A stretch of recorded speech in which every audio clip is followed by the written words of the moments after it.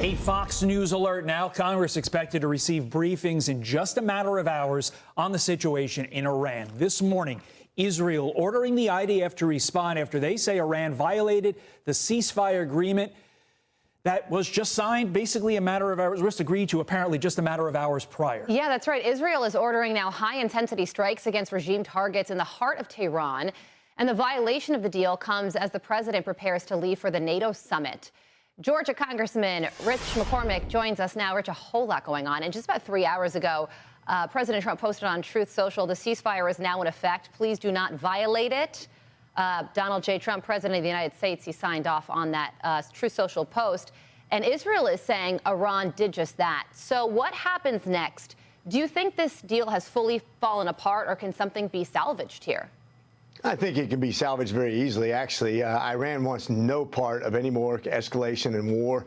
They're totally at the mercy of Israel and the United States. They have no answers for our weaponry or our tactics. I think they want the super peace as much as possible. One of the questions I have is, who fired the missile and why? Was it one of their proxies? And that goes to show you that, once again, the animal that they created is out of control.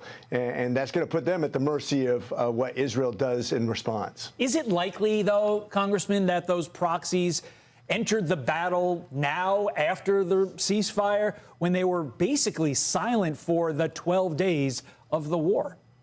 Yeah, good question. This is really probably the first question I want to ask when we have our classified brief. I've also asked that they declassify as much information so the public can actually have a really good understanding of what's happening and why people are making the decisions they make. Yeah, talk to us a little bit more about this briefing that you're going to get. How excited are you for it? It should be very interesting. What sort of information do you think that you'll be able to get through this? Sometimes I get very disappointed because we have these briefs and they don't give us the information we really want. Of course, a lot of information is top secret and classified and compartmentalized, and it's on a need-to-know basis. So a lot of times I'm getting my news straight from you guys, but I'm hoping they'll give us at least enough information so we understand why Israel is making the decisions they're making and why the president made his decisions. That would be really helpful to the rest of us. Yeah, but that said, Congressman, I would think that you're going to get a lot of really new and interesting information today, if for no other reason than on Sunday morning, a mere hours after the strikes took place, Pete Hegseth and Dan Kane got up there and walked us step by step through a covert operation, the likes of which I don't even think the American people could have imagined in a movie, much less happening in real life. So with that in mind, do you think you're going to learn even more, to Carly's question, about exactly what went down and how it went down? Well, that's what these briefs are for. Once again, though, realize that Congress is not really good at keeping secrets. That's why I've never been a big fan of telling Congress anything before it happens, because there's just too many people that don't understand operational security. One of the big questions, Congressman, is about Iran's 900 pounds of enriched uranium. Yesterday, the vice president was on with Bret Baier and suggested that that enriched uranium could be under a pile of rubble in one of the nuclear sites that was bombed. But how do we get Iran to give that up? And how do we get Iran to give up their nuclear ambitions overall? If this ceasefire continues and we get back to the negotiating table and they say that they still want to be a nuclear-armed state, what happens next?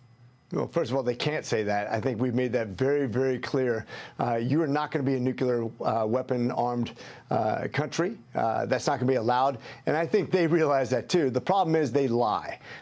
You can see they've been paid off with pallets of cash in the past, that they've continued to develop nuclear weapons despite what Biden and Obama did for them. They're not to be trusted. These guys are evil. They've sponsored terror all over the world.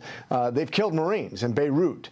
They've killed Americans, Georgians, just last year with their drones to their proxies. They sponsor terrorism all over the world. They arm our enemies all over the world. I don't trust them at all.